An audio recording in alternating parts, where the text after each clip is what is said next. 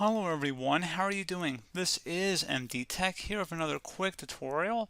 In today's tutorial, I'm going to show you guys how to add additional Microsoft accounts to your Windows 11 computer. So if you're looking to add different accounts, so if you want to add another email account to sync everything up, in today's tutorial I'm going to show you guys how to do that, and we're going to go ahead and jump right into it. So all you have to do is just right click on the Windows Start button, so go right click on that and select Settings, so go select Settings. Select the accounts name over here on the left side. So go ahead and select accounts, and then on the right side you want to go ahead and select email and accounts. Up at the top here you can add a new account by just clicking on that, and you'll be able to add a new account to access your mail, calendar, people apps. So pretty straightforward, and then you just would sign into your email provider. And you can also add a Microsoft account here for other apps.